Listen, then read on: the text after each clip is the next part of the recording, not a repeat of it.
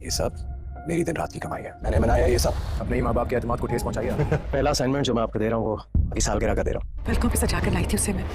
मेरे बेटे को ही नहीं, मेरी दौलत को भी हथियाना चाहती है। सिग्नेचर से इस्तेमाल होते हैं और इवन थंबप्रिंट्स भी। अस्सलाम वालेकुम नाजरीन, welcome to my channel MR with Sunny. Kahkasha aunty को पड़ने वाला है एक बहुत ही ज़बरदस्त सा झटका। टूटने वाला है इनका मान, इनका गुरूर, इनका फ़ख्र। आने वाली एपिसोड इसकी बहुत ही इंटरेस्टिंग होने वाली है, क्योंकि आने वाली एपिसोड में हम देखेंगे कहकशा आंटी जिस बहू को जितने नाज नखरों और मान से लेकर आई थी, आज वही बहू उनको देने वाली है धोखा। उन्हीं के अपने बेटे रायान के साथ मिलकर। रायान जो कि इनका बहुत ही फर्माबरदार बेटा हुआ करता था, अब शादी के बाद जब उसे उसका हिस्सा नहीं दिया जा रहा, तो फिर वही सब कुछ वो अब इनके पर अप्लाई करेगा, जो कुछ उसने अपने माँ बाप से सीखा। उसने अपने माँ बाप को हमेशा हेर फेर करके ही सब कुछ बनाते हुए देखा है। आने वाली एपिसोड में हम देखेंगे कि रायान जब ये देखेगा कि उसके घर वाले अब उसे इस तरह उसका हिस्सा नहीं देने वाले, तो वो बिजनेस में हेर फेर शुरू करेगा और अपने वालिद के सिग्नेचर इस्तेमाल करेगा, अपने वालिद के थंब प्रिंट्स इस्तेमाल करके बहुत सारे एसेट्स इनके बेच देगा, क्योंकि उसके प्लान में सिर्फ यही है कि ये सब कुछ बेच देने के बाद वो सारा पैसा लेकर इस मुल्क से बाहर चला जाएगा हमेशा के लिए, कभी ना वापस आने के लिए। तो नाज़रीन, आने वाली एपिसोड में हमें दिखाया जाएगा कि फाइज को ये सारी चीजें जब पता चलेगी, तो वो घर आकर अपनी मम्मी को यही बात बताएगा कि रायान भाई ने काफी हद तक डैड के एसेट्स बेच दिए हैं और अभी उनके थंब प्रिंट्स और उनके सिग्नेचर भी इस्तेमाल किए जाते रहे हैं। कहकशा आंटी को ये सारी बातें सुनने के बाद बहुत ज्यादा झटका लगेगा और वो हैरान होंगी कि रायान उनके साथ ऐसा भी कर सकता है। उन्हें बिल्कुल भी इस बात पर यकीन नहीं आएगा और यहाँ पर ये इनके लिए बहुत बड़ी एक परेशानी बन जाएगी, क्योंकि जिस दौलत पर उन्हें इतना नाज था, इतना फख्र था, आज वही दौलत इनके हाथ से जाती हुई नजर आ रही है और ये कुछ भी नहीं कर पाएंगे। यहाँ पर फाइज को भी अपने बिजनेस में कोई इंटरेस्ट नहीं है,